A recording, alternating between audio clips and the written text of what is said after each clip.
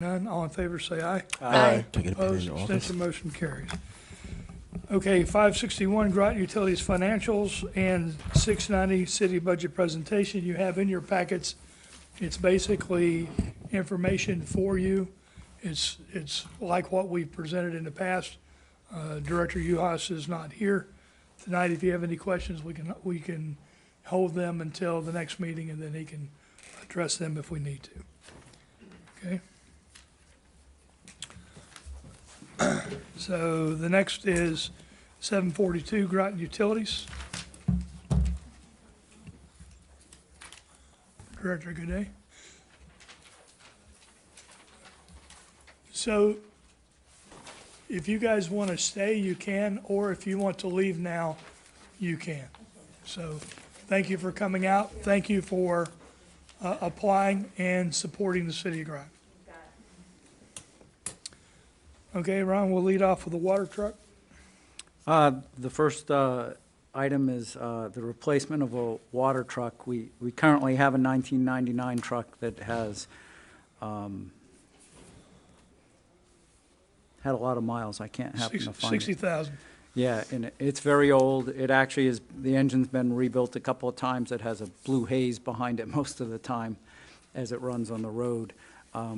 This truck the vendor was leveraging a bid that was done by Public Works, and Ron Uhas made the recommendation that the utility leverage that bid if they would hold the price and buy it that exact same way.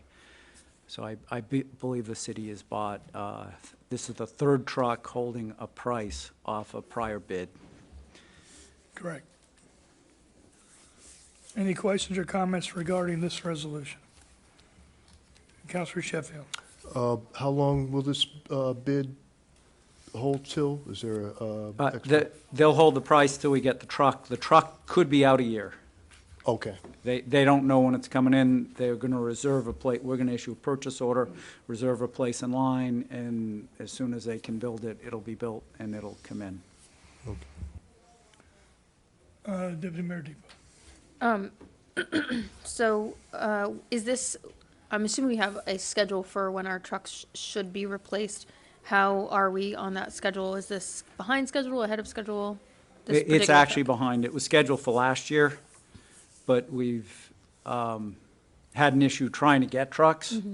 So when that bid came up and they were willing to put us on the line, in line for production, we decided to try to get in line. It's using money that was reserved to buy trucks. So there's a reserve account that's funded for this. And I don't know if you got the whole spreadsheet or not, but anything at the top was next. Oh. Perfect, thank you. I think it was sorted in purchase order. Okay, Councilor McCabe. Will you be trading in the old truck? They gave us a trade-in price. The intent would be if it's still running at the time. Okay. So if it wasn't, how does that affect the price? I think they said that they'd give us 10,000. We're assuming it'll be running. We take care of it, so we have to have it. It's actually the primary plow truck that we use over in operations. So the truck is used all winter. And it's the primary truck we use for carting around dirt. It's pretty short and stubby, but it's really big and heavy. Councilor Norris. Thank you. Just for clarification, so this was purchased in 1999? Mm-hmm. Oh, it was the make is 1999, purchased in 2000. We were originally looking for replacement back in 2019, and we're getting around to it now. Mm-hmm. And it's got a mileage of 59.7, just for clarification. Yes. All right, thank Yes. you. Any other questions or comments on this resolution? Okay, hearing none, I'll take a motion to move this to the mayor and council meeting of 1/3/22. So moved. Second. We have a motion and a second. Any further discussion? Hearing none, all in favor say aye. Aye. Opposed? Abstention, motion carries. Change order 22. Change order 22 is anticipated to be the second to last change order you're gonna see for the project. What the engineers did was they took a bunch of really small up changes by about $5,000, $10,000, you'll see them listed. And they actually cleared out all of the allowance credits in the contract. So when the construction contract was awarded, it had, say, $100,000 for miscellaneous cement work, $100,000 for miscellaneous piping, and stuff like that. So what they did is they went through the contract and cleared all the unused allowances, because they're not using any of those anymore, so that they could develop a clear picture of how much money is left in the contract to create the last change order, which should be change order 23, which is going to clear out the rest of everything we owe R.H. White in the project. Counselor Sheffield. So this is the final, It's the second to last. Second to There's last. going to be one final clearing one that may or may not come in January. It may come right in the beginning of February. We're anticipating to, and that will be the final change order on the project and to close out the R.H. White contract. and It's how much, anticipated. and what would the balance be after that, after this? It's a good question. I It's- had the, Nope, it's right there. I had, If you go to this here it sheet, is. it shows a balance remaining contingency of 479,000. Yeah, it says, so down on the bottom of the page, it says actual remaining contingency, Right. 713,000. Potential is with the numbers that they see coming through, potentially at about 480. And there are a couple of more that have hit since, or the R.H. White has put in since this was published last week or the week before. So the project, the money turns off in February. So one of the things we're doing now is we're working internally, we're also working with RH White and Stantec, and there's going to be a final meeting where an MOU is going to be established on what work is left and who's going to pay for it and when it's due and all the responsibilities and those kind of things. That also includes a punch list, but one of the big items is a HVAC system that is 24, is it 24 months out?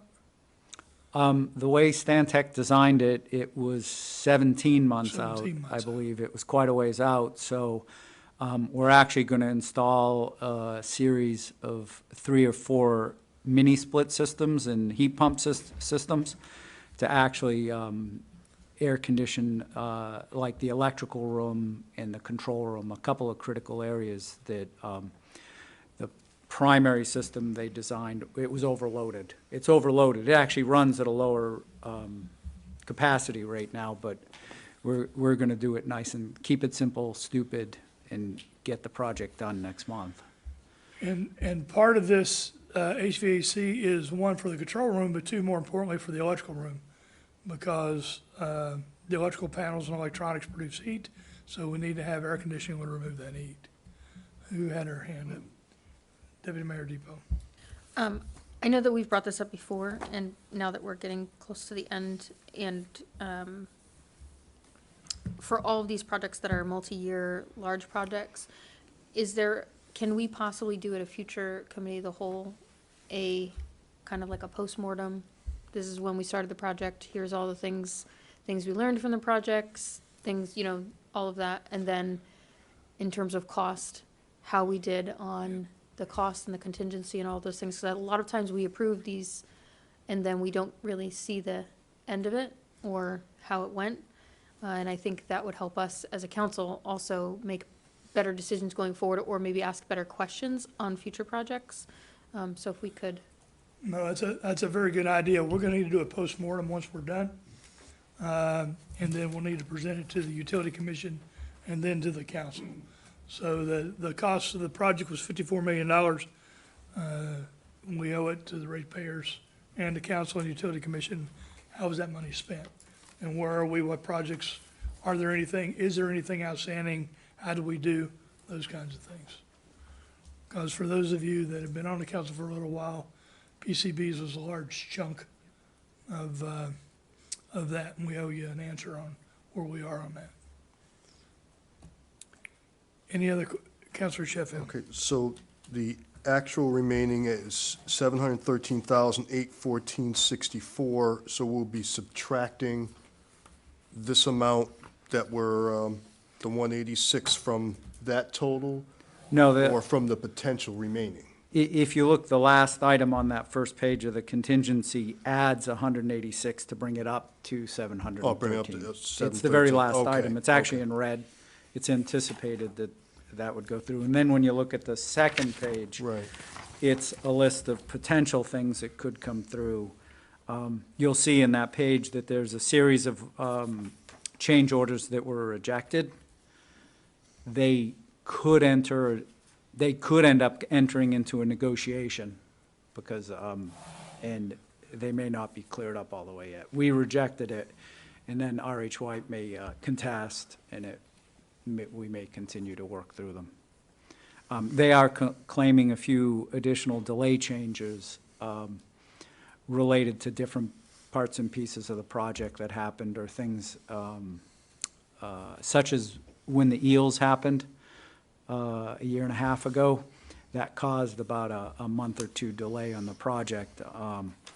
They were allowed a certain amount of days by the project, and then RH White said it was like twice as many days as what they are actually allowed in the final change order. That change order, there could be additional negotiations on things like that. But before they are approved, the engineers actually do an analysis to see what makes sense and what is reasonable using, engineered black and white thought. Councilor Norris? I'm still on vacation mode here, so I apologize. When did this project begin? When did it start? Do you remember? It's about 5 years ago, September. All right. All right. And the last question is, in looking at this sheet, if I was to look at the column that says potential deduct, on the bottom here, where it says rejected, what does that mean? That does mean that after consulting with Stantec, the engineering firm, and being reviewed by Mike Weber and Ray Valentini, they came to the conclusion that they didn't deserve the amount of money they were asked for, such as maybe they're asking for a change order for a door modification. However, RH White was not supposed to throw out the original door that now they can't find. So we said, no, you owe us a door. You shouldn't, if you threw it out, that was bad. If you lost it, that's bad, but we really don't owe you for it. You owe us the door. Got it. So, Thank you. things like that. Yep, thanks.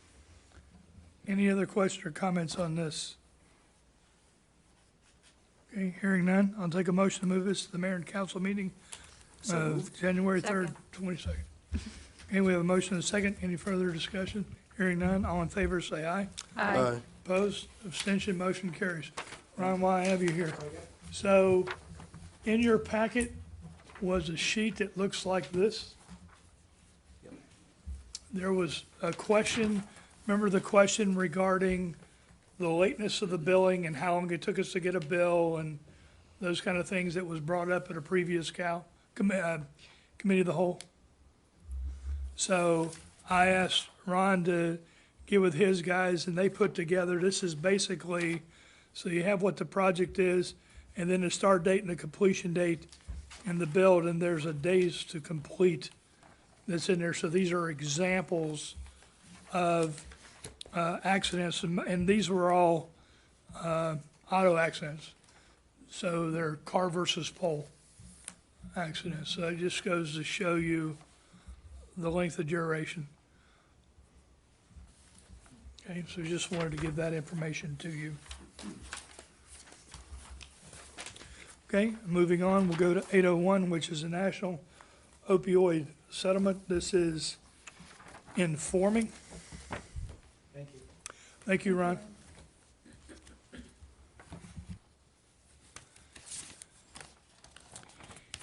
And there's a national opioid settlement CCM and the Council of Governments has been working with the municipalities to have us opt in to the settlement.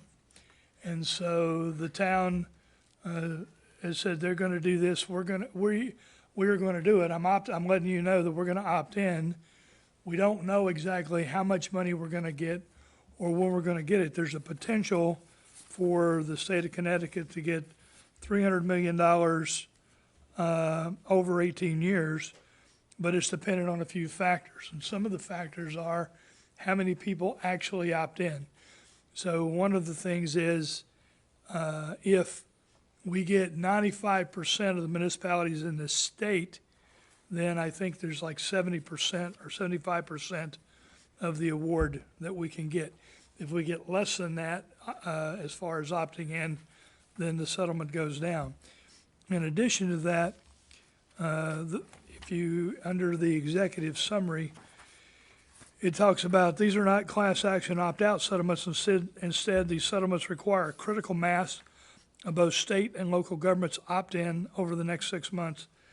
The extent of this participation will determine whether settlement agreements take effect.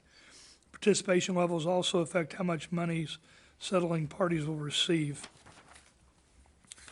And then if you go under the frequently asked questions, number 4, what's the process to opt in and the deadlines?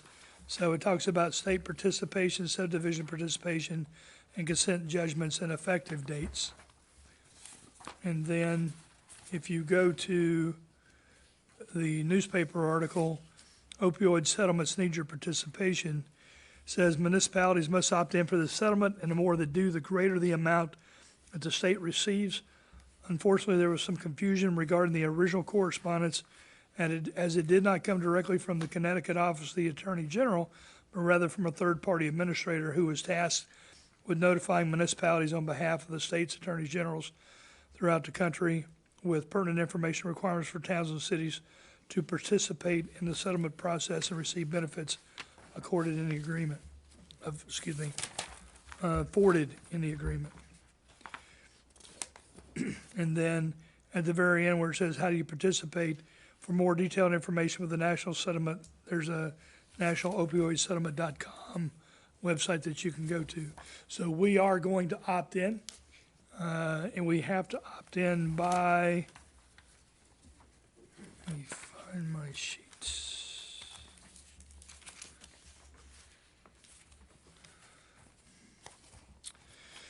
The deadline to register is January 2nd, so CCM has sent out several emails. The Council of the Governments last week reminded everybody they're going to be reaching out to see, encourage us all to opt in, so we're going to be doing that. So we can use this, so we don't know what the money is. Once we once we're in and a settlement is determined, we will then come to you, I will come to you, and ask for you to accept the money, and at that time, we will then start determining what we're gonna use it for. I know it seems a little bit backwards, but the problem is, we don't know how much money, nobody knows how much money we're gonna get. And if it's a few $1,000s, then maybe the answer is we're buying Narcan. But if it's $40,000 or $50,000, then we can provide monies for education and prevention and awareness and those kinds of things. So that's why I just wanted to let you know where we're going and what we're doing with this. Any questions? Councilor McCabe? Yes, and in order to accept this money, what are we required to do? Well, right now, I'm not aware of any specific stipulations on this. First thing we have to do is we have to opt in, and then there'll be a couple emails that will be sent to us for additional information that we'll put out, and then we find out if we have a critical mass or not. And then at some point, they'll say, here's how much money it is, and they'll tell us what we're eligible for. The money, and then what the monies are eligible for. There's no match associated with this or anything like that. Once we find that out, then I'll come back to council and let council know, and we'll talk about, I'll have staff internally try to figure out where we're gonna go. What does that mean? Does that mean some of the local, like gas per community speaks out, or somebody like that? Can we do the money, provide them? Because they already have a service that we think we could use that for, because it's prevention and interdiction and those kinds of things. Councilor Sheffield. Is the opting in, is it gonna be divvied out between Groton and city, Groton Town and Groton City as far as who gets the money? it's gonna be How much? It's gonna be divided amongst all the Connecticut. So Connecticut as a state opts in, and then the municipalities opt in, and then the state will get monies, and then based on that money, the amount was $300 million, and then that's gonna get distributed to the different municipalities. I'm not sure if that gets distributed equally, or if it's based on a per capita. They don't go into how it's gonna be distributed. Yeah, I wasn't sure if the town would have the first, and we're the subdivision, so would that be, do we have to ask the town to? No, in this case, I think we're being treated equally as the town and all the other municipalities. Okay. And that's why I'm opting in separately. Right. Any other questions or comments on this? Okay, all right. Let me make sure I've covered everything, and I have.